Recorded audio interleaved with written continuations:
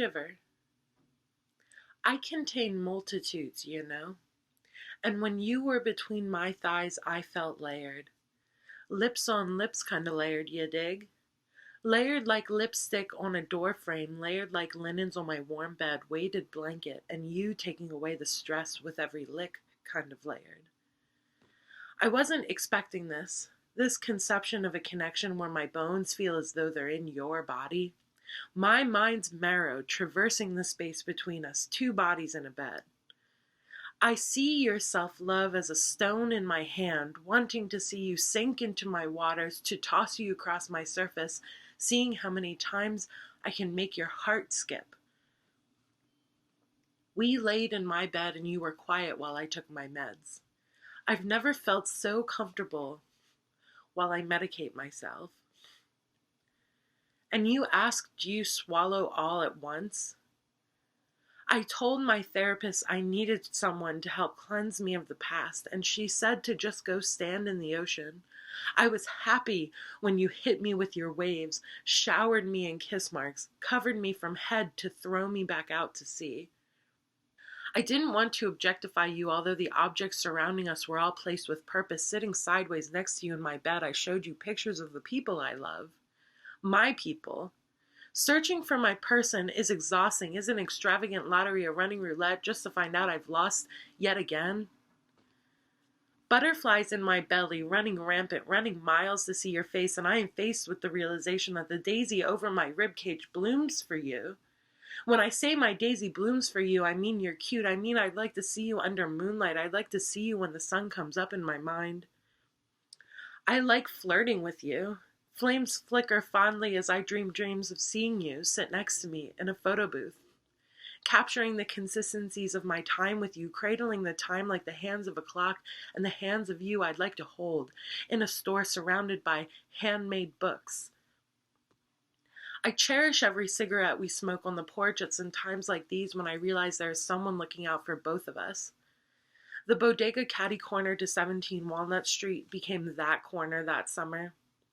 Do you remember when I moved into the tiniest room simply because it had the best light during the daytime? If the stars align again, it will be a miracle, I said, fleeting loveliness in an attempt to keep it going, keep it gaining speed. As your comet plummets towards my earth, I am extinct to you. But I can see you in my sky, feel you orbit as my moons raise my waters. I am high and this is fated. No, I laugh. We both know I'm just high and this is fated. No matter. The matter that makes us moves with meaning, and I am trapped in the thought that there was meaning behind our meeting. When I say I left, I mean I'll never really. I mean my blood is rooted in the river that runs under the bridge that's no longer under construction. I am under construction, and I hope they'll still love me for it. The construct of commonplace things meaning less to me than the miraculous is simply untrue. The everyday is extraordinary.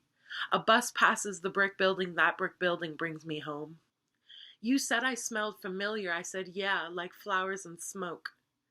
I love waking up to you, I said with pepper spray in my mouth. It's October. The first October in 2 years I have not spent laid up in a hospital bed. 2 years prior, I was found at a bus station with a mutated mind. Hearing voices and seeing signs, I walked in front of an oncoming bus, not with suicidal motives, but because I was under the impression that it was the path I was meant to follow. It is now October. Last October, I was fresh out of the psych ward with an abrasion on my neck. It was yet another attempt on my life by my mutated mind. But this time it wasn't the natural chemical imbalance in my brain that put the rope around my neck. It was the little white pill in my palm, whispering in my ear, encouraging for months to end it all. Twice. 2 times too much, I think, but it's surely not the end of this journey toward the center of this earth, toward picking flowers in the springtime. I slaughter myself. Every winter, every early autumn, I am at the depths of me, deep down below my ground. The sound of my heartbeat can barely be heard. But it's there. I trust in this fact. Geodon silenced my mind, and my doctors did not notice or otherwise did not care.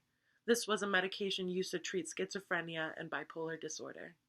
A side effect of Geodon is suicidal ideation. I almost lost my life because of this drug. Moving on to new doctors, my first psychiatrist in Chicago clarified, I am deathly allergic to Geodon. I feel relieved that he heard me when I said no. He said, Lucy, you know yourself better than any doctor could. After being hospitalized for a second time, I was put on a cocktail of medications, Abilify, Lamictal, Trazodone, and Klonopin. With these meds, we were getting close to finding my sanity. I was afraid to alter my medications, but my new psych made me feel as though it would be okay. So he changed and upped my anxiety med and changed my sleeping med. Lunesta, he said. You may have seen the commercial for it on TV. There is a butterfly that flutters across the screen. There are butterfly wings on the Frida Kahlo mural under the 18th Street stop, and I feel as though everything will be okay. Now I'm on 4 medications, 2 the same, 2 different. Abilify, Lamictal, Lunesta, Vistaril. In an effort to reclaim my body this year, I started getting tattoos. It's been a way for me to take control of my mind through taking control of my body. Art is a guarantee of sanity in the handwriting of the spider thigh piece. The dancer, a portrait of Sophia climbing up the calf. Well, she's a ballet dancer because she's both graceful and strong, and to be both graceful and strong is what I must strive for every day as a person who suffers from a major mental illness. She's a ballet dancer because I'm a survivor. I tear my filters in half now. Sometimes the whole thing is just too much smoke in my lungs. I find myself burning pictures of ballerinas, and I wonder why it feels so good to disrupt something so lovely. Kissing the edges of the paper somehow repairs it, somehow makes me feel as though everything can heal. Although there's no getting rid of a burn, and while 1 kiss mark is sweet, 1,000 is scary.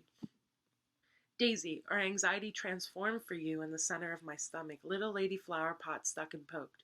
A screaming song is good to know in case you need to scream, a reminder to say something when something is wrong. Ask for help when you need it.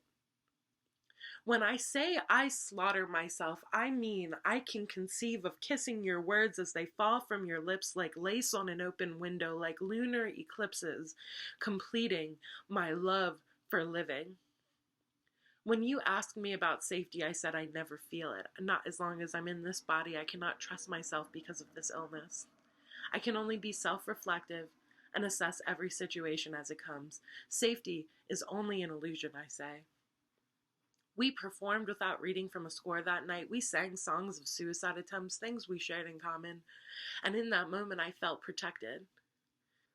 You asked me if you were too much, and I said no. I like it when it hurts a little. I like it when my heart breaks, as eggshells under my feet, as a harp that has been plucked too hard, my vocal cords shake. When I ask if you want to kiss me, I would like that, you say. And I realize the only shells beneath me are solid, are sitting next to sand, and I am on your beaches, holding you to my ear, holding you to my heart as I hear your infinite echoes. When I say my pieces become poems, I mean thank you. I feel fortunate for forever finding myself in situations where I feel myself falling. When I say I'm falling relaxed, I don't mean for you, I mean for this life. This undeniably good night capped at 1, a jar with a lid screwed on tight, unable to open yet containing some of your sand and a single seashell. My favorite place in the house wasn't actually in the house, it was that porch. I love the way the rain would hit the roof and ricochet back into the air with the most haunting of sounds. Doesn't it feel as though we're on a boat? Imagine this porch to be a boat, and the cars driving by are other boats, and the street is the river. The most powerful thing a mentally ill woman can do is to love themselves. When I say I love myself, I mean I hit the earth and the whole world shivers. When we acknowledge that fear is an immobilizer, when we choose to not stand still, we hit the earth and the whole world quakes.